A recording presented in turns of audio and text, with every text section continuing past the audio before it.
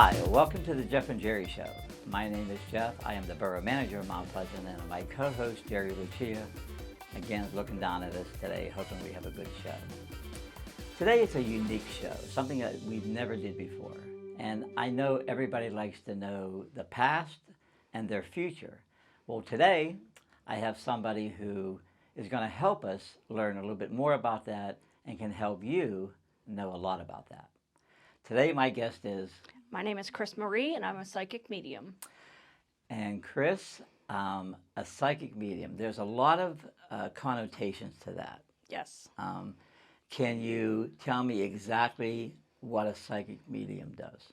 A psychic medium is someone who is born with a gift, which we are all born with the same gift of being able to not only have prophecy, which is to predict the future, but also to look at the patterns of the past and kind of guide you through how to move through those patterns and make new and better decisions. Now, the mediumship part is where I'm able to see people who have crossed over. So that means people that have passed away, people that were important to you. I'm able to connect you with them in the afterlife or on the other side, if you'd like, and help you to get messages from them and to get guidance and information that they may want to pass along to you. So did I hear you right? Everybody's born with a gift? That's correct. So whenever I say to Sharon, the secretary of the borough, I know what we should do, I probably am right, aren't I? You probably are. Okay, Some of us... I can't wait to have her hear that as we later on in the show. But so how do I use my gift? How do people get to use their gift? What did you do to be able to use your gift for this purpose?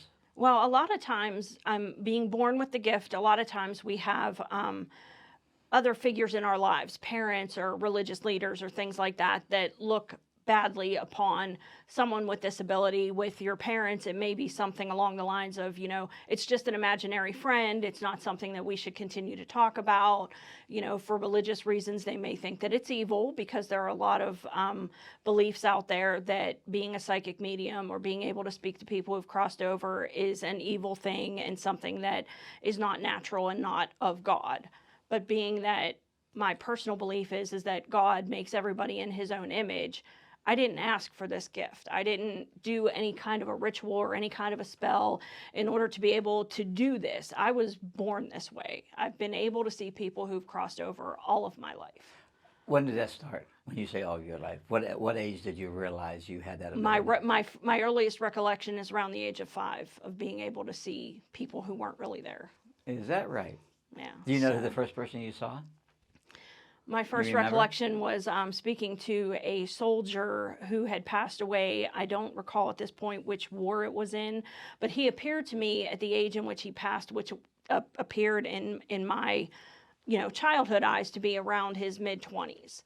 And I would have conversations with him in the cemetery near where his grave was. And at one point, I saw an older couple come, and they were, at his grave, tending his grave, things like that. And he had asked me one time, why can't they hear me? And I didn't know the answer to that. I'm a child. I don't understand all of what is going on. I don't understand that this man has passed away. So at one point, I had gone over and I had talked to his parents, and I said something along the lines in my childhood, vernacular that, your son is trying to talk to you and he's upset that you can't hear him. And they didn't handle that very well because he was passed and I didn't know how to process that, I guess. Does your gift scare you? At times it has, yeah. I tried to shut it down for about 10 years. I walked away from it completely and I tried to shut it down, and I just kept getting, I'll say, nudges from spirit that I wasn't doing my full potential and I needed to go back to learn about it and develop it. And my main goal in what I do when I talk to people is to help them. That's my main goal. Did you ever see somebody that you didn't want to see because they were close to you and you didn't want to tell them about something in the future? Did you ever have that problem, and then you don't know what to do because it would be good to let them know, but you didn't want to let them know? Does that conflict with you at all? The interesting thing about what I do is that for the most part, we don't get information on people that are close to us. We can't see that kind of information. And the example that I always like to give is the well-known psychic medium, John Edward. He's been on TV and he has discussed a scenario where he was taking his mother to the doctor for a follow-up appointment after having some tests done. And the doctor said to her, "John, your mother has cancer." And he told the doctor flat out, he said, "No, she doesn't." And the doctor said, "No, John, I'm telling you, your mother has cancer." And he said, "No, she doesn't. I would have seen it." But he wasn't able to see it because it was his mother, and it's not something that he could be forewarned about, because I guess that needed to be a part of both of their journeys together, where he couldn't foretell that. He needed to be in the moment with it with her. Some of the criticism that surrounds people like you is it fake? Or is this person able to be so good at getting information from me that they put together generalities that are common and it's really fake?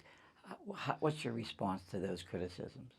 Well, it is true. There are a lot of people out there that are more wanting to take advantage of people rather than wanting to go in with the authentic need and the authentic desire to help people. As I said, my desire is always to help people. If this was not something that was genuine for me, it's not something that I would do, because I'm not comfortable with that. And the people that are out there, yes, there are things called cold readings where people are able to pick up on the body languages of people. If you ask someone a question, if I say, "Jeff, I feel like there's a person in spirit, it feels like it could be a grandmother figure." Jerry's always haunting me.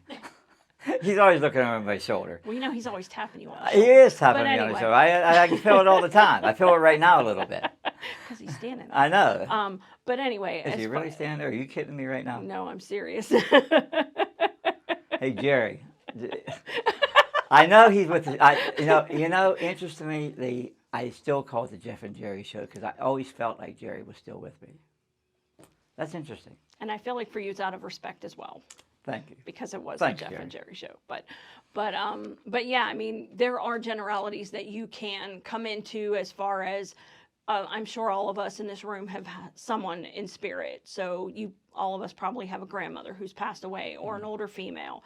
So if you're going to a reader and they're coming at you with generalities, it's not necessarily that they're trying to cold read you. It's just that for me, that's where the information starts. If I have a spirit come into a reading, I will tell somebody, "I have an older female, this feels like this could be a grandmother spirit."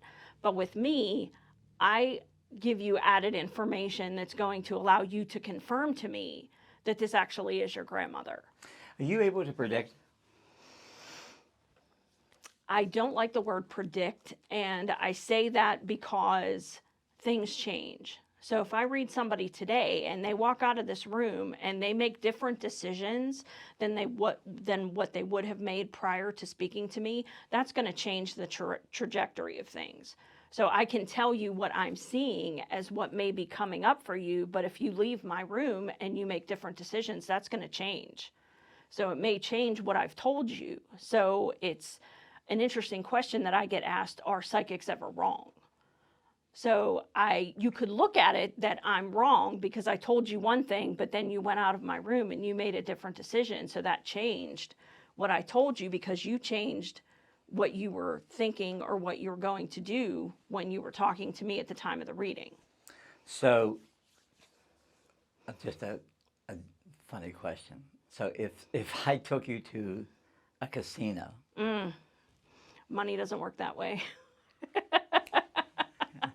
People ask me all the time. I had a nice little partnership with you there for a second. Well, yeah, people ask me all the time, if you're real, then why don't you know the lottery numbers? And I say, if I knew the lottery numbers, I probably wouldn't be sitting here doing this. So, well, what we're going to do next, as I told the audience, is we're going to have you do a reading. Is that what it's called, a reading, right? Yes. We're going to have you do a reading. And first of all, I want to thank the person who decided to volunteer for this, because this is not something that I wanted to do. Obviously, Armstrong wouldn't let me again because of the contract I have with them.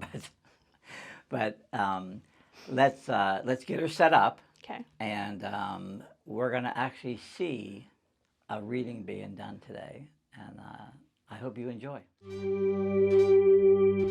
Okay, so we're ready for the reading, and I want to introduce the Borough Secretary, Sharon, who has volunteered to be part of the show today and have her reading done. So, Sharon, thanks again, and I'm going to let you two get on with your reading. Okay. All right, Miss Sharon. I usually ask you to go ahead and shuffle these for me. You can give me 3 piles when you're ready. So shuffle them till you feel comfortable or till you feel like you're done. Oops.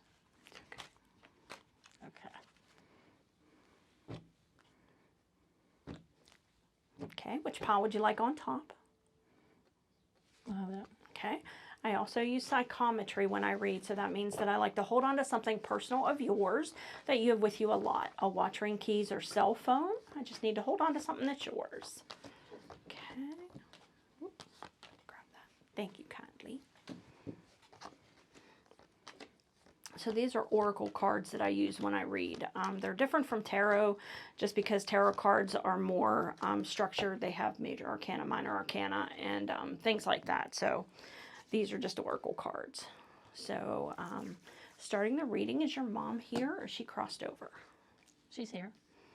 How's she doing? I feel like she's got some health challenges. She does. I feel like she doesn't listen very well. Oh, I don't know. She doctors a lot. I know. Does she? So, yeah. Yeah, because I'm just feeling like she's got some medical things going on, but I feel like she's not the best at bringing them to people's attentions. Probably. Does that make sense? Because Yeah. she really doesn't want to talk about it. She'll run to the doctor, but she doesn't want anybody to know That is right. how sick or unsick she is. Okay. So how about you? Do you have gut feelings that come true frequently? Sometimes, maybe. But I feel like you tend to overthink things. Because you're that planner. I have to plan from A to Z and then 1 to 100 just to make sure I got it all planned out. Just in case anything happens, I'm prepared, right? Yes. So I feel like that tends to kind of interrupt that spiritual process for you, that intuition. Because when we give ourselves 10 reasons why that gut feeling isn't true, then you kind of talk yourself out of it. Makes sense. So that intuition, that gut feeling it's your intuition, so it's never ever going to lead you wrong. It's always going to be correct and accurate, so it's always okay to listen to that. Okay. And the more you listen to it, the more prominent it becomes. And I know sometimes people get a little bit nervous about that. They're like, I don't want to listen to that more because then it's going to happen more, and I don't think I want to see that. So we have new things coming up for you. Oh, good. Yeah. Are you thinking of moving? Oh, gosh, no. No. You're like, I'm happy where I'm at. Like, yeah, we're not going to talk about a new Maybe job. years down the road. I usually say new job, new house, new family members. But I'm feeling like your job is, you're happy where you're at. The house is happy where you're at. Is anybody, new family members on the way? No, I wish. Are the kids done or they're just not started yet? Oh, no, I got 2 daughters. They haven't started, and they say they're not starting, so. They might surprise you. Okay. They might surprise you. I'll give it 3 to 4 years. Okay. I'll take that. And if you wanted to know how many, I could probably tell you how many. Oh, you can tell me how many. I'm thinking 4 or 5. Wait, 4 or 5 what? Grandbabies. Oh, I don't see that happening. These are 2 girls that said they're never having kids. Things change. Okay. And this is what Spirit is telling me. They're giving me the number 4 or the number 5. So, Okay. So we'll see. Makes me happy. Okay. Yes. Grandbabies. Okay. And I feel like you're the type of person that doesn't really like to ask for help. Like you'd rather just do things on your own. That is correct. Now, do you have a problem with your knee? No. Your right knee is what I'm feeling here. No? No. Okay, so I will just say that I'm going to advise that you be careful in the August to September time frame because I feel like you're going to be in an uneven grassy surface. And I feel like for you, you're like already in your head going, I don't like leave the house. No, but I could see it happening. Jeff, I won't be working the Glass Festival this year, so. Yeah, let's just say August to September time frame. I'm feeling you like stepping in a hole or something like that in a grassy surface to where I'm not seeing anything broken, but I'm feeling like you're going to twist your knee or something like that, probably end up in a brace or a boot. So you're going to have to be more amenable to letting people help you. Okay. Because I can already see you being that person that's going to take your brace off, drive to Walmart, do what you got to do, put the brace back on and go home. You're right. Please Okay. don't do that. Okay. Because I feel like when we tend to do those kind of things and not listen to the medical professionals when they tell us those kind of things, we're looking more at surgery than we are just having to wear the stupid boot or the stupid brace for 6 to 8 weeks, right? Right. So we're going to have to kind of suck it up and, you know. Okay. Be really good about asking people to do things, right, Jeff? So That's right. So she can sit at her desk with her leg up, and Jeff will take care of it, right? Yeah. Mm-hmm. Yeah. Okay. So I feel like your friend circle is pretty small, Yes. and I feel like that's because trust comes very hard for you, Oh, yeah. and some of that has to do with some past relationships that were pretty negative towards the end. It's almost like some people started out one way and they were very positive and upbeat and encouraging, and then they suddenly turned into these people that were negative and very mean and angry. I don't know about that, but I don't mean just intimate relationships, but like friendships as well. yeah. No, both me and my girls we're very distant like that with people. We keep them at arm's length. Mm-hmm. Yeah, because it takes a lot to get into your circle, and It especially the inner sanctum. Forget it. Right. Right. There's That is only right. certain people allowed in there. That is right. I'll just say that I feel like there's a situation coming up for you in the July time frame that's going to involve getting involved in a situation that could be a charity event or some kind of fundraiser or something like that, that people are going to ask you to help out with, and then they're going to dump it all on you. And because you're that person who, I have to do it because I said I would help, but now I'm getting dumped on, you know, don't be afraid to walk away. Okay. Because I know saying no is hard sometimes. Yes. And I feel like you've been getting better at that. Oh, yeah. A little bit better Yeah. lately. Because it's hard. I know that I was raised as a people pleaser. So for me, it's that innate instinct that's been kind of ground into you to always say yes because you were taught that you put everybody first and you come last.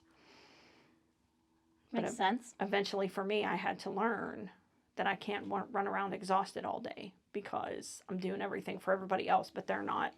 It's not a two-way street. You know what I mean? I'm doing everything for them, but they're not being as reciprocal, if that makes sense. Yes. Okay. And I know you're like that strong-willed personality, but you know, it's okay to get soft and fuzzy once in a while. I just feel like you feel like, for me, I feel like you feel like you have to be kind of like tough all the time. Hard. Mm-hmm. That's right. You don't have to be. Okay. You can be a badass when you need to. But I feel like there's some emotional things that you're kind of carrying around still that we need to let go of. Does that make sense? I mean, probably everybody does, but Some past hurts. Some things that, I don't know. I don't feel like you're like laying awake at 3 o'clock in the morning, you know, worrying about this stuff. no. Yeah. I feel like it's over. We kind of need to let it go. And my advice for that is usually if there is something that's recurrent for you, that it's related to somebody who's hurt you, I usually suggest writing a letter to that person. Kind of get it all out of your head, get it all out of your heart. Let them know what they did, how it affected you, how it's still affecting you. Now, you're never going to send this letter to that person because they already don't care, right? Yeah. So the purpose, as I said, is to kind of get it all out of you, and then you're going to light it on fire. And the reason that you light it on fire is that you're releasing all of that out of you, giving it to God and the angels, and allowing them to heal it. And if you catch yourself thinking back about it again, change the tune. Change the channel in your head, think about something else. Okay? So you said you have 2 girls, correct? Mm-hmm. And I feel like you guys are almost like the 3 Musketeers. Right? Mm-hmm. Could be dangerous, yes. Get in a lot of trouble when we go out on the weekend.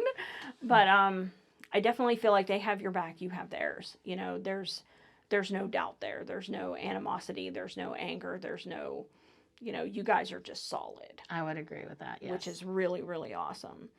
And you're that mom, like most moms, who are like, you know, if you think you're going to get to my daughter, you have to go through me first. Right, right. So it's taken a while. They're in relationships currently? No. No? Mom does not approve. No, neither of them are. As far as I know, they aren't. Let's put it that way. No, I feel like that's correct. And I feel like for them, they're kind of looking for that almost like golden relationship kind of thing. I believe that. Is that what you had with her dad? No? A golden relationship? I mean, our relationship's very good. I mean, I think my girls need strong-willed. I've instilled that, I guess, in them. Sometimes maybe too much. Well, I mean, they're strong, independent women. That's right. So they need someone on the same level as them. Exactly. They don't want somebody who's going to come in and say, I'm going to take care of everything and I'm going to take all your independence away, because they're not having that. Or the immaturity. Right. Yeah. Because that doesn't last even longer. Oh, no. Forget that.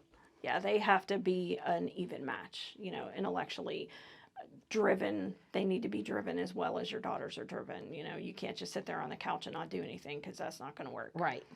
Now, for each of them, I feel like we're looking at probably about an 18-month to a 2-year time frame as far as them finding somebody. And I feel like part of that is because they're pretty picky, which is not a bad thing. But I feel like they also kind of need to take a little bit of a step back. Like, I feel like they get a little bit too, like, quick on the decision making as far as somebody who comes into their life. Okay? Okay. All right, my friend. Well, thank you for agreeing to do this. Thank you. You're welcome. Very interesting. Okay, well, you just got done with Sharon for the reading. Was that a typical reading that people would expect? Yes. Was Sharon hard to read? No. And that's interesting that you asked that, because some people are. Yeah. Well, I noticed, and I guess when people come to someone like you, they probably would expect you to know everything. I noticed there were some things that I thought you were right spot on, and then there were some things that maybe you weren't necessarily matched up with what she thought. Is that a norm? Is that normal? I mean, you can't expect it to be 100%, I guess, but is that typical? Every reader's process is different. So while I do ask questions, there are some readers that prefer not to ask any questions and they just, you know, roll through with the reading. For me, it's more important that I get the accuracy for the person that I'm reading. So I want to make sure that I'm being accurate and I'm getting the most accurate information, which is why I ask confirmation questions when I am doing a reading. I want to make sure that I'm on the right track before I continue on. Because sometimes when you do just kind of blow through, and I say blow through, but sometimes when you're not getting confirmation, it's harder for me to kind of relay the information from spirit. So for me, I need that confirmation. So that's why I ask the questions, but that's my process. Can you tell when someone's not honest with you?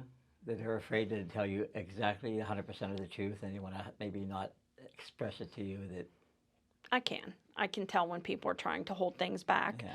And for me, my process is to try to encourage them to, you know, let the information out there, or to give me the accurate information that I'm looking for. And if they're not willing to do that, I'm not going to continue to press that person. I'm going to allow them to hold on to that. And if they choose to see me again later, and if it's something that can be addressed at a later time, then we can do that. Now, we happen to be sitting in your office for the show. Are you able to do readings online or on the phone or something like that, other than having someone come here? Because maybe our listeners and watchers are from the area, but they still would like to have you do a reading. Is that something you do? Yes, I can do readings. I do email readings. I can do phone readings. I could probably do Skype readings. It's just not something that I've gotten into. So, I mean, yes, those options are also available. Is it harder to do it that way? Actually, it's not, because for me, the connection is with the eyes. So as long as I have an image of someone to look at that I can refer to when I'm doing a reading, I can be just as accurate as in person. I had one more question for you, and I'm trying to think exactly what I was going to ask you as the last question. But as we talk later, maybe I'll think about it. But how does someone get a hold of you?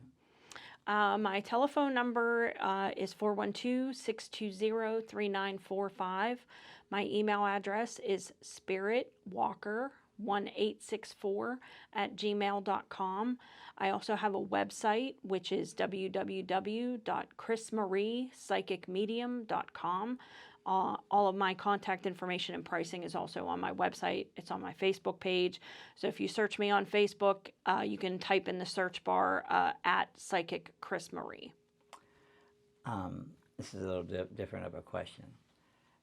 Does the person have to respond back to you whenever you're doing a reading, or can they just sit there?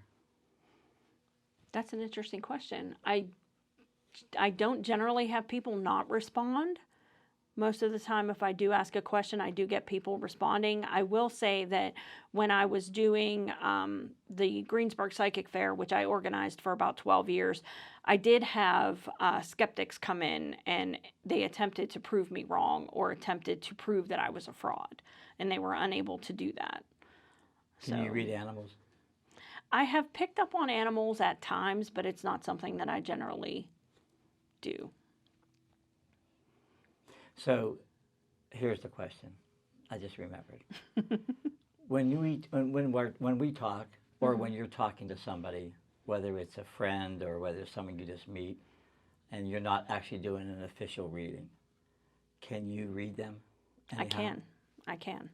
I will say that I'm not always turned on, if you want to put it that way. I'm not always tuned in when I am out and about, or if I'm on vacation. I intentionally turn it off because I can't do this 24 hours a day, you know, and not be exhausted. But yes, I mean, if I walked up to somebody, or if I was in a certain place and either was connected with a spirit that really wanted to get a message across to somebody, I can do that. And in particular, I had been at the Applebee's in Greensburg with my husband, and as soon as we walked in the door, a spirit, you know, kind of made contact with me, and she wanted to talk to her son. So she told me who her son was, and I'm not the kind of person who's going to run up to somebody in public and say, hey, I have a dead loved one that wants to talk to you, and this is what they want to say. I'm not going to do that. I respect people's privacy. I respect their views on, if you want to call it the paranormal or the spiritual. So I will ask somebody up front, if I have a spirit that's in contact with me that wants to talk to a loved one, I'll walk up to that person and say, you know, what are your thoughts about psychic mediums? I would really like to connect you with a loved one who's crossed over, but I'm not, you know, going to force it on you. I respect that if you don't want to hear it, I'm not going to tell you. Okay, real quick. Does Jerry want to talk to me? Jerry's always around you. He's Okay. always got a hand on your shoulder, and he's like, and it's not because I feel like I need to guide you, because you already know what you're doing. It's just that you guys had so much fun doing the Jeff and Jerry show and doing other things, the Glass Festival and things like that. Okay. That he just likes to be around. Well, I got what I wanted out of the show. So. And I made you cry. Well, a little bit. Well, I'm emotional. I'm an emotional guy. So I hope you enjoyed the show. I hope you learned something today. I mean, this is one of the interesting shows we've ever done. So for Jerry behind my shoulder and Jeff, thanks for watching and listening to the Jeff and Jerry show, and we'll see you next time. Yeah, I'm emotional. A goofy Jerry. Every time. Yeah, he does.